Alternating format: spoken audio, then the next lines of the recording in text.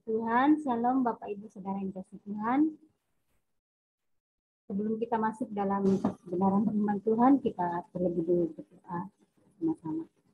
Bapa Surgawi, kami bersyukur Tuhan buat hari ini, di mana Tuhan boleh memberkati kami lewat sukacita bersama sidang jemaat-Mu, menaikkan setiap pujian penyembahan kami, yang merupakan suatu ucapan syukur kami Tuhan, karena Tuhan yang begitu baik, Allah yang selalu setia di dalam kehidupan kami, dan tidak pernah menimbulkan hidup kami ya Bapak.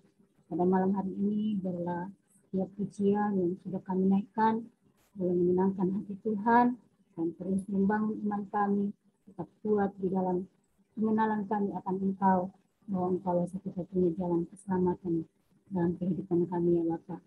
Bahwa pada malam hari ini Engkau sudah mengizinkan hamba-Mu untuk menyampaikan kebenaran firman-Mu, biarlah Tuhan yang menjadi pengurapan di dalam kehidupan hamba-Mu, dalam keterbatasan Tuhan yang akan memberi pengurapan Tuhan dengan kuasa Tuhan, dan lewat kebenaran firman-Mu pada malam hari ini boleh menjadi kekuatan, boleh menjadi pedoman kami, untuk kami tetap berpegang di dalam kebenaran-kebenaran firman-Mu. Terima kasih Tuhan. Biarlah hati kami, pikiran kami akan siap mendengarkan firman-Mu pada malam hari ini. Di dalam nama Tuhan Yesus, haleluya. Amin. Puji Tuhan, sekali lagi shalom Bapak Ibu Saudara yang dikasihi Tuhan.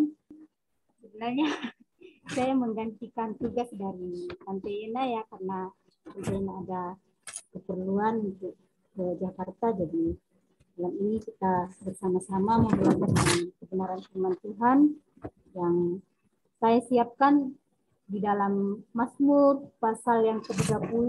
Kita akan melihat dari Mazmur pasal yang ke-30 ayat 1 sampai 13. Ini adalah nyanyian syukur karena selamat dari bahaya.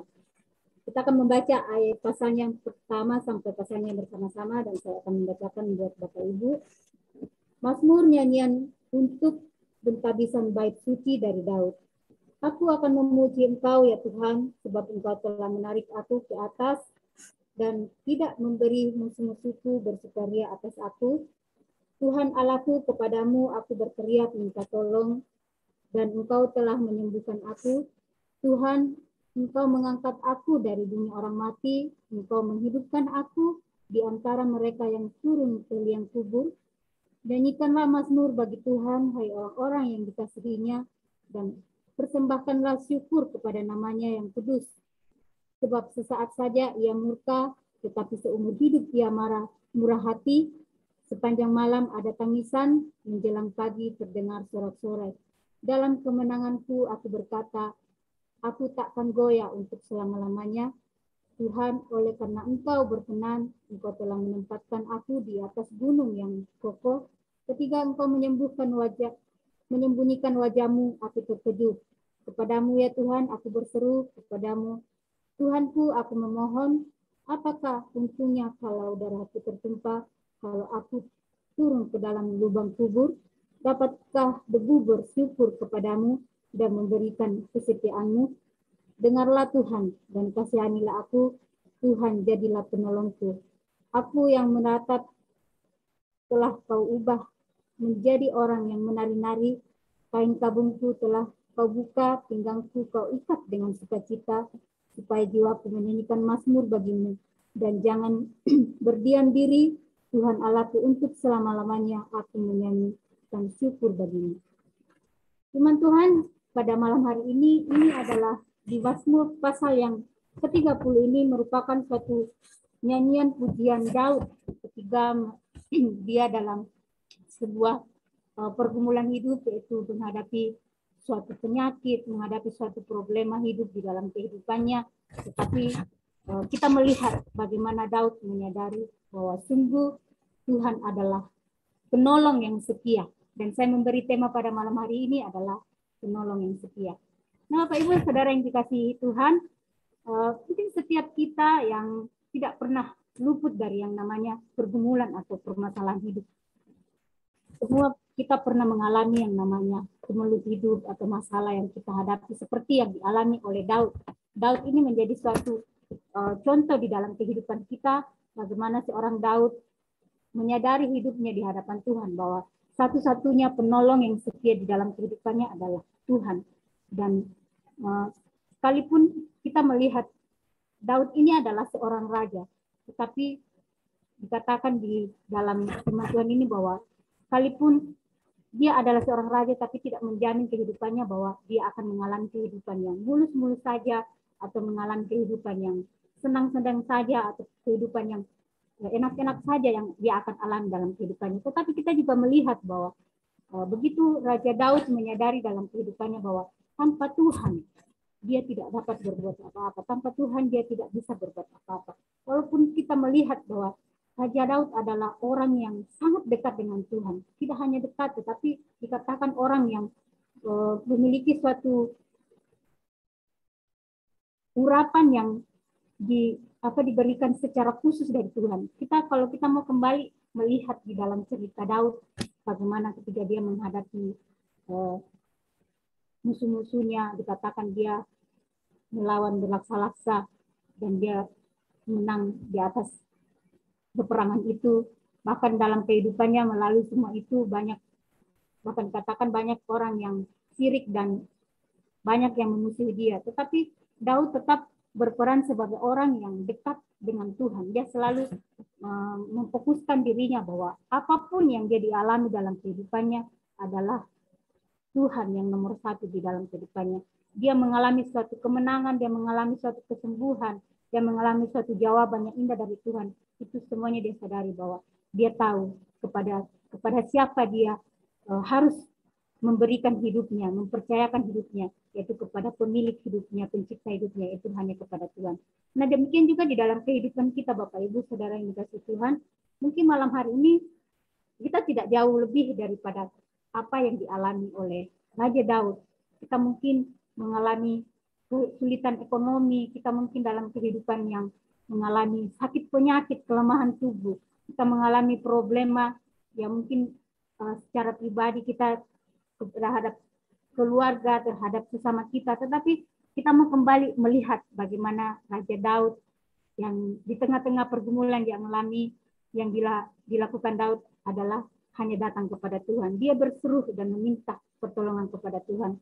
Mungkin seringkali ketika kita mengalami suatu permasalahan hidup, bukannya kita datang kepada Tuhan, tetapi yang kita lakukan adalah mungkin kita lebih memfokuskan diri kita ke hal-hal yang kita anggap hal duniawi yang lebih memberikan kita kesenangan, memberikan kita kesenangan yang hanya sementara yang dapat kita nikmati. Tetapi Daud ketika dia mengalami satu pergumulan hidup, dia hanya datang kepada Tuhan dan berseru kepada Tuhan. Dan dia mengalami satu pemulihan, dia mengalami suatu kehidupan yang dipulihkan oleh Tuhan.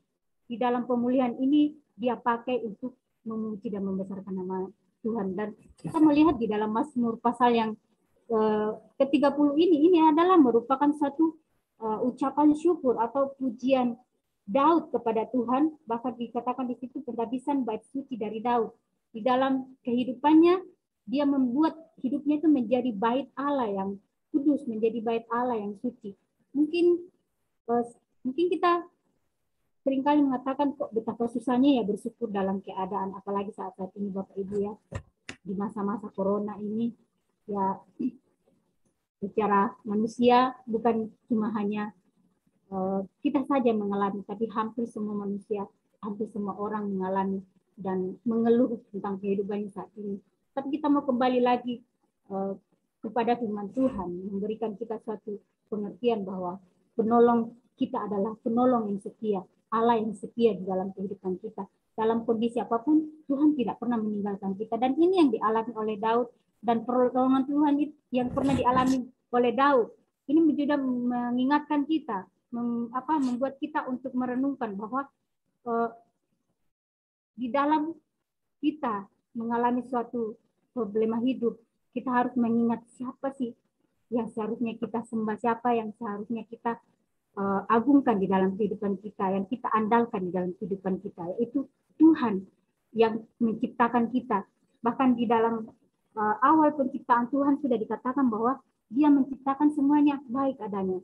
Cuman terkadang kita sebagai manusia yang penuh kelemahan, kita seringkali mungkin lebih karena kelemahan kita, ketidakkepercayaan kita, ketidakkeyakinan kita tentang iman, kita seringkali mulai jatuh di dalam pergumulan-pergumulan yang kita alami. Tapi pada malam hari ini sungguh luar biasa ya, di mana dikatakan di situ di dalam ayatnya yang ke-7 sampai 8, di sini sangat dijelaskan di situ oleh Daud. Dia menyadari bagaimana ketika dia goyah, dikatakan bahwa aku takkan goyah untuk selama-lamanya, Tuhan, oleh karena Engkau berkenan, Engkau telah menempatkan aku di atas gunung yang kokoh. Ketika Engkau menyembunyikan wajah-Mu, aku terkejut. Dia menyadari bahwa ketika dia jauh dari Tuhan, maka kehidupannya tidak akan menjadi suatu kehidupan yang baik. Tetapi ketika dia datang kepada Tuhan, dan dia katakan di dalam pasalnya yang ke-9 dan ayat selanjutnya, dia berseru, dia datang kepada Tuhan. Inilah juga yang perlu kita renungkan di dalam kehidupan kita, bahwa Amsal pasal ke-30 ini menyatakan sebagai Tuhan adalah penolong yang setia. Kenapa Bapak Ibu? Yang pertama adalah Tuhan menjadi pembela bagi umatnya. Mungkin di dalam setiap kehidupan kita mengalami berbagai berbeda-beda problema hidup yang kita alami. Tetapi kita boleh ada itu karena semua kasih karunia Tuhan. Tuhan terus mengangkat kita. Dalam kehidupan Daud pun, yang seperti saya katakan, dia mengalami banyak peperangan, mengalami banyak musuh, dia menghadapi banyak musuh. Tetapi Tuhan terus mengangkat dia menjadi orang yang bahkan malam dikatakan orang yang terhormat, orang yang dikasihi Tuhan. Dan hal ini juga menjadi bukti bagi kita bahwa melihat kesaksian Daud atas kehidupan yang dialami, yang diberikan Tuhan dalam hidupnya, Tuhan selalu menyertai, berkarya, memperbaiki. Bahkan ya kita kalau melihat dari sepanjang kehidupan Raja Daud juga tidak terus mulus-mulus dalam kehidupannya ya Bapak Ibu. Pasti dia juga adalah orang yang penuh kelemahan, pasti dia juga pernah jatuh di dalam perbuatan dosa. Tetapi ketika dia mulai merasa bahwa dia jauh daripada Tuhan, dia kembali bahwa siapa sih dia mengenal dan siapa sih yang menjadi penolong setia di dalam kehidupan saya. Dan ini juga yang perlu kita renungkan di dalam kehidupan kita, bahwa Tuhan yang sudah berjanji menjadi juru selamat dan tidak akan pernah mengingkari janjinya. Cuman kembali kepada kita sebagai orang-orang percaya, apakah kita mau benar-benar datang kepada Tuhan dengan kesungguhan hati kita, percaya bahwa Dia adalah penolong yang setia, tidak khawatir, tidak takut di dalam segala menghadapi kehidupan. Memang hari-hari ini banyak orang kita mengalami suatu problema hidup yang sangat luar biasa yang Tuhan izinkan untuk kita diperhadapkan, keluhan-keluhan begitu luar biasa, duka cita yang begitu luar biasa yang dialami oleh saudara-saudara kita yang mungkin ditinggalkan orang yang terkasih. Tetapi kita kembali lagi bahwa Tuhan tidak memberikan kita sesuatu hal yang mungkin kita secara fisik sebagai manusia merasakan secara tubuh kita ini adalah suatu hal yang sangat menyakitkan. Tapi kita harus kembali sadari bahwa justru di balik semua itu kita menyadari bahwa dunia ini hanyalah sementara. Harta kita yang kita miliki sekarang pun tidak akan menyelamatkan kehidupan kita.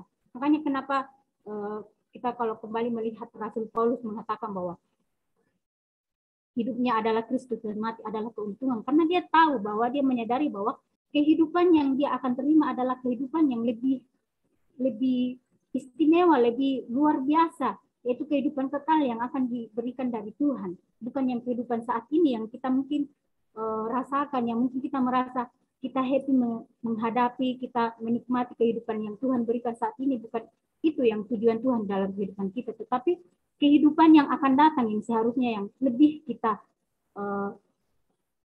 sadari dalam kehidupan kita, bahwa Tuhan sudah memberikan tempat yang lebih luar biasa dari apa yang kita nikmati saat ini.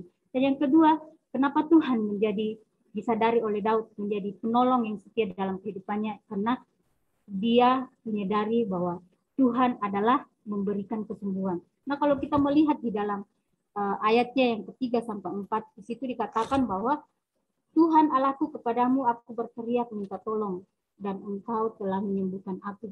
Tuhan, Engkau mengangkat aku dari dunia orang mati, Engkau menghidupkan aku di antara mereka yang turun ke liang kubur. Raja Daud waktu mengalami satu penyakit, dia sudah merasa bahwa dia benar-benar orang yang sudah masuk di dalam kehidupan orang mati, sudah tidak ada harapan dan sebagainya. Tetapi kita kembali melihat bagaimana ketika Daud mengalami ini, mengalami berjalan bersama dengan Tuhan di dalam penderitaan, di dalam kesesakan, dalam penyakit yang dia hadapi, dia tetap mengandalkan Tuhan di dalam kehidupannya. Dan terus campur tangan Tuhan yang dia rasakan itu tidak pernah meninggalkan dia. Kenapa dia tahu, dia sangat tahu kepada siapa dia harus percaya, yaitu Allah, penolong yang setia di dalam kehidupannya. Kalau kita mau melihat dunia saat-saat ini, kita nggak bisa lari kemana-mana, Bapak Ibu. Bencana-bencana alam yang terjadi, apakah bisa menyelamatkan kita? Tidak. Itu sudah berapa ya peristiwa-peristiwa yang kita alami. Menjadi suatu gambaran bagi kita bahwa dunia ini benar-benar hanya betul-betul hanya sementara untuk kita nikmati. Tetapi yang kita pupuk adalah bagaimana pengertian kita di dalam iman bahwa semuanya ini akan kita tinggalkan. Tetapi yang perlu kita tingkatkan adalah iman kita, iman percaya kita di dalam Tuhan. Dan kita tidak khawatir, tidak takut bahwa sekalipun maut sudah menjemput kita, kita sudah tetap yakin bahwa kita sudah ada di dalam Kristus yang hidup untuk selama-lamanya. Bukan lagi kehidupan yang seperti di dunia yang hanya sementara yang kita nikmati, tetapi kita sudah mengalami kehidupan yang kekal bersama-sama dengan Tuhan. Dan ini juga yang menjadi suatu perenungan kita bahwa kalau Daud masih mengalami suatu kesembuhan daripada Tuhan, itu sebuah karunia. Itu bukan karena kekuatannya, tetapi dia menyadari bahwa apa yang dia alami, apa yang dia rasakan lewat kehidupannya, tetap itu merupakan suatu kasih karunia. Mungkin kita bisa memiliki banyak uang untuk mengalami suatu kesembuhan, tetapi kita harus mengerti bahwa walaupun kita mengalami kesembuhan, itu semua karena anugerah Tuhan untuk kita pakai untuk mempermuliakan nama Tuhan. Dan yang ketiga, kenapa Daud menyadari dalam kehidupannya bahwa Tuhan hanyalah satu-satu penolong yang setia, yaitu ia mengubah duka cita menjadi sukacita. Kita bisa lihat di dalam ayatnya yang ke-6 dan ayatnya yang ke-12, itu dikatakan firman Tuhan bahwa sebab sesaat saja ia murka, tetapi seumur hidup ia murah hati. Sepanjang malam ada tangisan, menjelang pagi terdengar sorak-sorai. Dan ayat yang ke-12, aku yang meratap telah kau ubah. Aku yang meratap telah kau ubah menjadi orang yang menari-nari, kain kabunku telah kau ubah, pinggangku kau ikat dengan sukacita, supaya jiwaku menyanyikan mazmur bagimu, dan jangan berdiam diri, Tuhan Allahku, untuk selama-lamanya aku menyaksikan syukur bagimu. Ini juga yang disadari oleh Daud bahwa dalam duka cita pun yang dia alami, Tuhan sanggup mengubah itu menjadi suatu sukacita yang luar biasa dalam kehidupannya. Dan firman Tuhan hari ini tentu semua kita sebagai umat atau orang percaya mengharapkan sesuatu yang selalu yang terbaik daripada Tuhan. Tetapi kalau Tuhan mengizinkan sesuatu yang tidak baik secara fisik, kita juga tetap harus terus bersyukur dan bersukacita di dalam Tuhan. Karena seperti yang dilakukan oleh Daud, dia mengenal siapa yang menjadi penolong setia di dalam kehidupannya. Dalam berbagai permasalahan hidup, kalau saya mau kesaksian sedikit ya Bapak Ibu, beberapa hari yang lalu Bapak saya itu nelpon, dia bercerita tentang bagaimana kehidupan orang di kampung ya dalam menghadapi masa-masa zaman corona sekarang ya. Kalau secara manusia ya banyak yang akan mengalami rasa stres dan sebagainya ya. Tetapi ada satu hal yang menjadi suatu sukacita yang sangat luar biasa, berita yang sangat luar biasa bahwa di masa-masa corona pun mereka tetap tidak terkondisikan untuk datang memuliakan Tuhan, menyembah Tuhan. Ini juga hal yang bisa menjadi suatu contoh atau teladan perenungan bagi kehidupan kita bahwa kita tidak terkondisi dengan apa yang terjadi sekarang untuk melemahkan iman kita, untuk membuat kita jauh daripada Tuhan. Tetapi justru dengan hal-hal seperti inilah membuat kita menyadari bahwa sungguh kita perlu Tuhan di dalam kehidupan kita sebagai penolong yang setia yang tidak pernah meninggalkan kita. Dan biarlah firman Tuhan malam hari ini mungkin singkat dan kurang jelas. Ini adalah perdana buat saya untuk membawakan renungan di doa malam. Biarlah Tuhan yang akan terus memberikan kita pengertian. Mungkin kalau ada Bapak Ibu yang akan bertanya atau ingin membagikan bahwa benar Tuhan itu adalah penolong yang setia di dalam kehidupan kita. Tanpa Tuhan kita tidak berbuat apa-apa. Seperti yang saya awali tadi bahwa tidak menjamin kita mempunyai jabatan yang tinggi, kita mempunyai kekayaan apa dan sebagainya. Tetapi yang menjamin iman kita di dalam Tuhan bahwa kita tahu kepada siapa kita menyembah, kepada siapa kita percaya, dan kepada siapa kita beriman. Puji nama Tuhan, biarlah firman Tuhan malam hari ini kita boleh tetap menjadi kekuatan dan perenungan kita bahwa kita mau tetap mengingat siapa penolong kita yang setia di dalam kehidupan kita. Saya kembalikan kepada Pak Bambang.